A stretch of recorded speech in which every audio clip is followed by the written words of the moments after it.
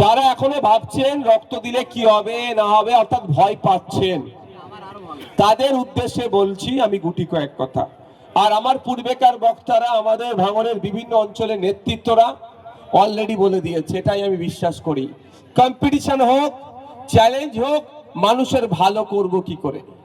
Challenge এটা নয় কে কটা খুন করবে, চ্যালেঞ্জ ওটা নয় কে কটা বুথ দখল করছে, চ্যালেঞ্জ ওটা নয় কে কটা মিডিয়ার মাধ্যমে কটু কথা বলে একে অপরকে দেখিয়ে দিচ্ছে, চ্যালেঞ্জ ওটা নয়। চ্যালেঞ্জ হওয়া দরকার মানুষের পাশে থাকবো কি করে, মানুষের উপকার করব কি করে।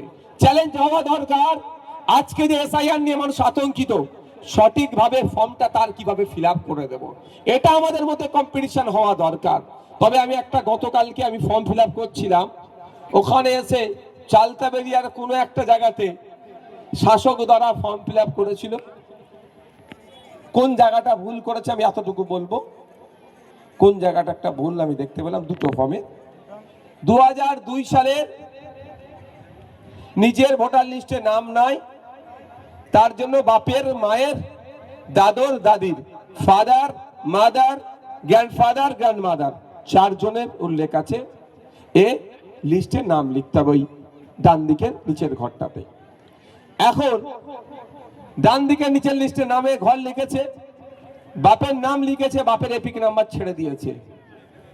তো আমি যারা ফিল আপ করে নিয়ে এসে ভাইয়ার একটু চেক করুন দেখাচ্ছিল, আমি বললাম এটা ছাড়লো কেন। উনিও প্রশ্ন করেছিলেন ঘর ফাঁকা যাচ্ছে কেন, বলছে মারা গেছে বলে লিখে নি। কিন্তু মারা গেলে এপিক নাম্বার লিখতে হবে না, কোন জায়গায় ওটা, যেটা আমরা সেকেন্ড পার্ট দেখিয়েছি ছবির পরে যে নিচে যে ঘরটা আছে সেই ঘরটাতে। তাহলে কত মারাত্মক ভুল করেছে। এটা যদি আমার ভয়েসটা যদি কেউ শুনেন, ভিডিওটা শুনেন, আমার কাছে আমি ছবি তুলে রেখেছি। আমি এই জন্যই ছবি তুলে রেখেছি, নাহলে আমার নামে মিথ্যা অভিযোগ দেবে যে ভাইজান বদনাম করছে। ও কাজ আমি করার ছেলে নয়, আপনারা ভালো করে জানেন আমি মিথ্যার আশ্রয় নিয়ে পার্টি করি না আর করবো না। পেটের জ্বালা মিটাতে তোলা তুলতে আমি পার্টি করতে আসিনি। আমি নাইকে প্রতিষ্ঠা করতে এসেছি। নাইকে প্রতিষ্ঠা করতে এসে অন্যায় কথা বললে নাই প্রতিষ্ঠা হবে?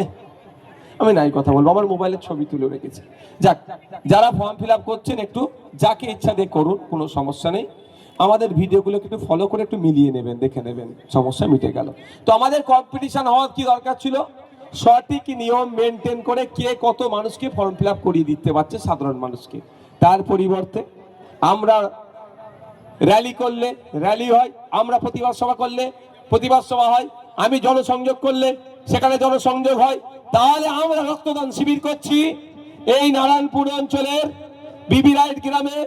তাহলে আমি আশা করব নারায়ণপুর অঞ্চলে তৃণমূলের নেতৃত্ব, ভাঙনের যারা নেতৃত্বরা তৃণমূলের আছেন, আসুন আমরা এই কম্পিটিশনে লাগি। নারায়ণপুর অঞ্চলে যদি 500 রক্তদাতা হয়, আপনারা শাসক দলে আছেন, ভাঙনে আইএসএফ কে দূরবীন দিয়ে দেখা যায় না, আইএসএফ ভাঙনে শেষ হয়ে গিয়েছে। তাহলে আইএসএফ যদি 500 রক্তদাতার ব্যবস্থা করে, তাহলে আপনারা চ্যালেঞ্জ নিয়ে 1000 রক্তদানের ব্যবস্থা করুন। এই কম্পিটিশন আমাদের মধ্যে হোক।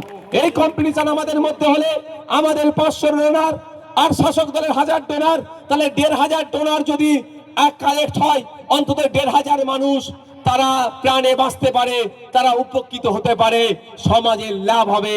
আমরা চাই এভাবে সমাজের মানুষের লাভ করব। আমাদের কাজের মধ্যে কম্পিটিশন হবে, ভালো কাজের মধ্যে কম্পিটিশন হবে, খারাপ কাজগুলোকে আমরা দূরে সরিয়ে দেব। সামাজিক কাজ, সামাজিক প্ল্যাটফর্ম, রাজনৈতিক প্ল্যাটফর্ম থেকে যাই করি না কেন মানুষের স্বার্থে করব, মানুষের জন্য করব, মানুষ উপকৃত হবে। এই মেন্টালিটি আমাদের আনা দরকার। আমরা রাজনীতিতে এসেছি মানুষের উপকার করার জন্য এসেছি।